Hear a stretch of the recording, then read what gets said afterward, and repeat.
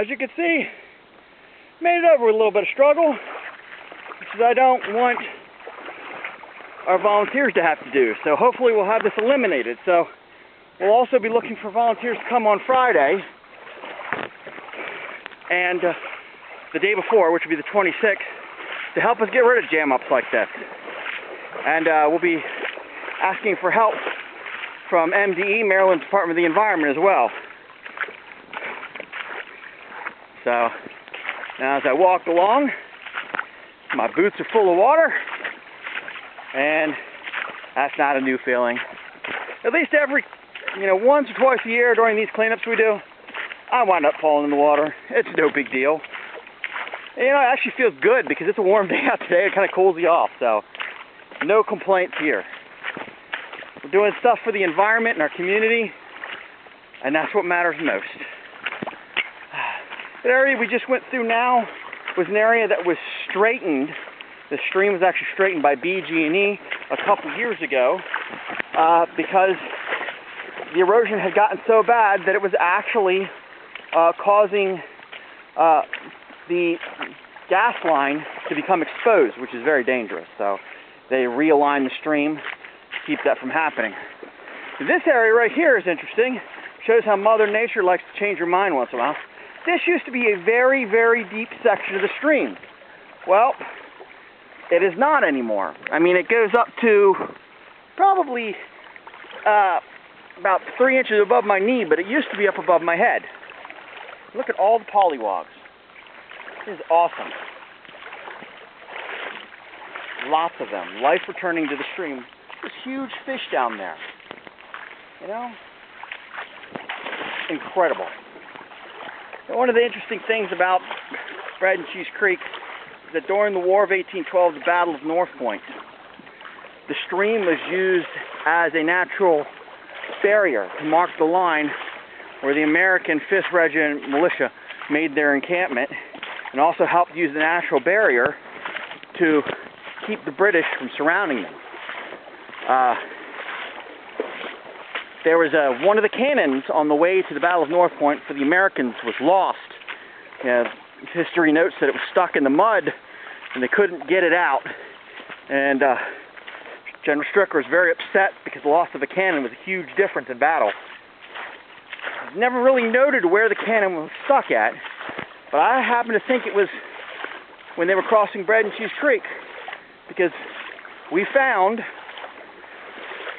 after one of the many storms, an American artilleryman's button off a uniform. So it makes perfect sense that while trying to push that cannon out of the stream, the man lost a button on his uniform. It's a historic stream. It really is. It's a beautiful stream, too.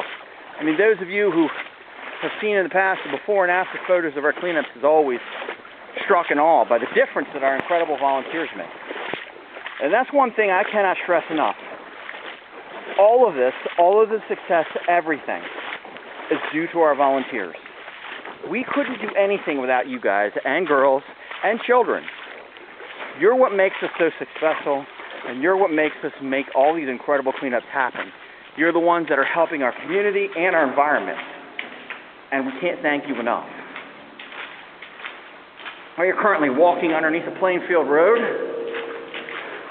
and we're heading now to the North Point section, which we'll be documenting shortly. There's 2 large jam-ups on this side as well. Not nearly as bad as the one we just saw, but you'll see them anyway, and we'll have to take care of them as well. Yeah. It's a beautiful day outside, When I was a kid, we used to swim in the stream. We used to fish in the stream, and then we'd use the little fish for bait to go fishing out on the bay, and it was incredible. And starting to come back to that.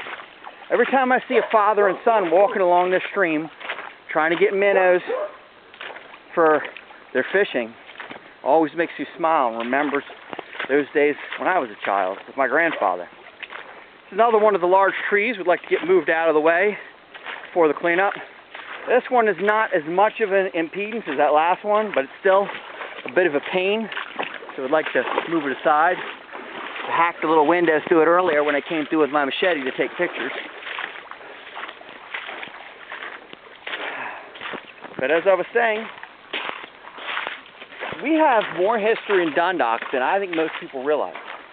Frederick, beautiful town, became voted one of the most livable places in America recently. Now, Frederick was just like us at one time. They lost all their industry. Carroll Creek constantly flooded, and it was polluted. Unemployment was at a high. But they did something about it, and they decided that they were going to move away from industry, and they were going to move toward tourism. They were capitalizing the history that was in Frederick. And by doing that, they created more jobs, better jobs. They were more environmentally friendly jobs. People started wanting to move back instead of away. And look at the place now. Everybody loves Frederick. And see this right here? This is yard waste dumping. That is highly illegal. If you see this, please contact Maryland Department of the Environment, because what this does, not only does it cause erosion on the banks, because plants can't grow, because it acts as a natural mulch, but also all that's going to flow downstream, and that's going to cause jam-ups like some of the ones that we've seen already, and then those jam-ups are going to cause further erosion. So do not throw your yard waste in the stream. I know that the trash takes it away for free every other week. Leave it out for them. Turn it into mulch yourself, but don't throw it in our stream. It's very bad. There's a nice little breeze blowing along here now, which again I'm very grateful for, because after I take these pictures and video today, I'm heading over to Bear Creek to take pictures over there for our other cleanup this fall. Organizations I really have to thank. Gold's Gym has always come through for us.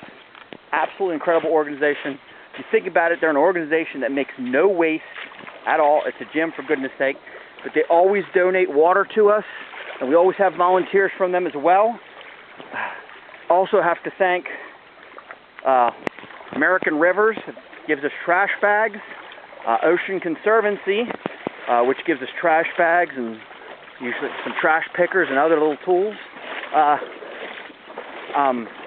Trash Free Maryland, who is trying to push the Baltimore, Maryland bag ban and bottle ban, so that tax, so that way this will help clean up our streams and rivers quite a bit. So as we walk along the stream, you can see this section isn't nearly as bad as some of the others. But still, there are plenty and plenty of plastic bags all stuck in the trees and all on the ground. Now, what happens is plastic bags take hundreds or thousands of years to decompose. And what they'll do eventually is they'll break free from here and they'll flow down into the Chesapeake Bay. And the Chesapeake Bay, sea creatures will either mistake them as jellyfish, eat them, and then die, or they'll come to rest on the ground of the bay, and that will in fact cause the grass, the bay grass, to die off, which means there'll be no hiding place for the baby crabs. So that means that fish and other predators will eat them, which will mean that your beloved blue crab prices will go up yet again this year. All great reasons to get rid of plastic bags. They do nothing but pollute the environment. So as we continue on along again, we are coming up. Once again, here's some of the examples of the huge erosion I could tell you about. And this is causing thousands and thousands of lost property, acres, and dollars for all those people who will live along the stream. Here's another smaller jam up you'll see coming up.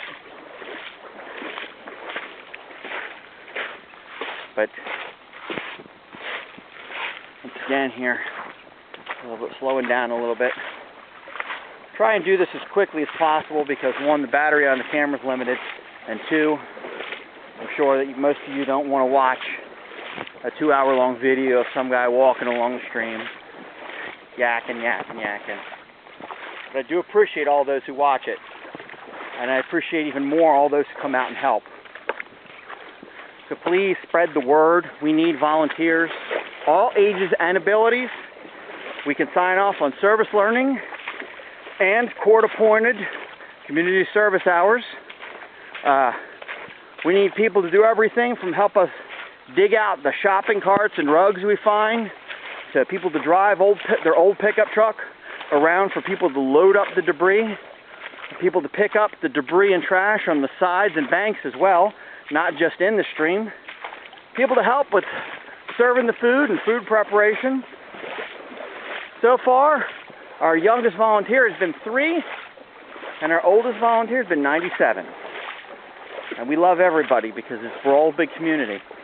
We treat everybody at our cleanups like family, because that's exactly what you are. My grandfather always said, if a person is willing to give up their free time to come over and to help you do something that you need help with, they're not just a friend, they're family, and they should be treated as such. That's why we try and treat all of our Bread and Cheese Creek volunteers the same way, because they are family. That's why we serve you guys good food, whoever we get donations from, and we haven't had any donations for this fall yet, so if you have an organization that works with food or has an organization that has extra money that could donate for us to purchase food, it'd be greatly appreciated.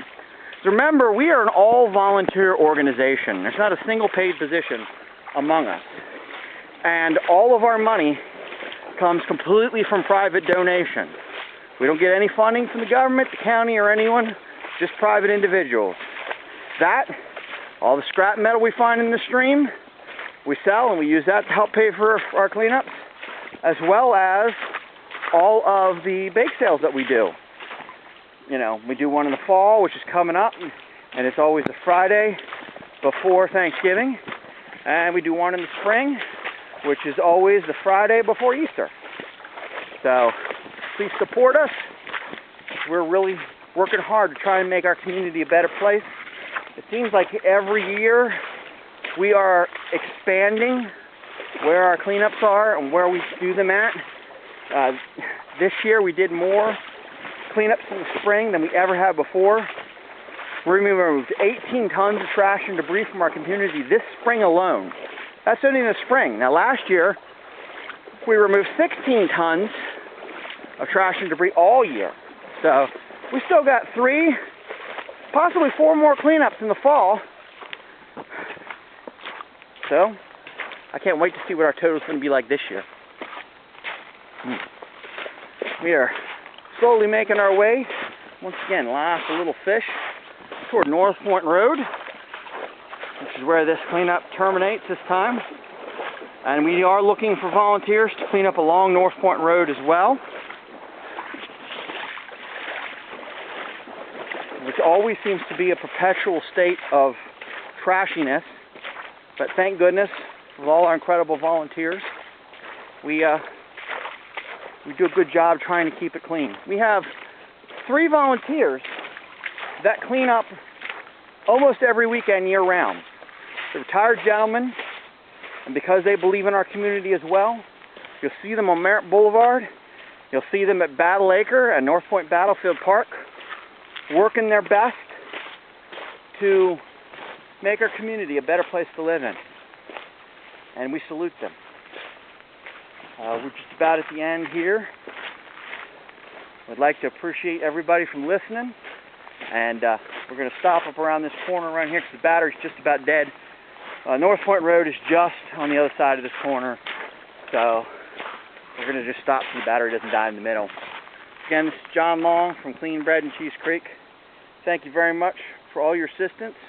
We hope to see you out for volunteers, and help us keep Bread and Cheese Creek, as well as the Dundalk community and the rest of the environment, a clean and beautiful place to live in, work in, and play in. Thank you very much. Today is Sunday, September the 10th, and this is a preview video of the stream area before we do our cleanup on Saturday, September 26th. 27th. Thank you, and have a good day.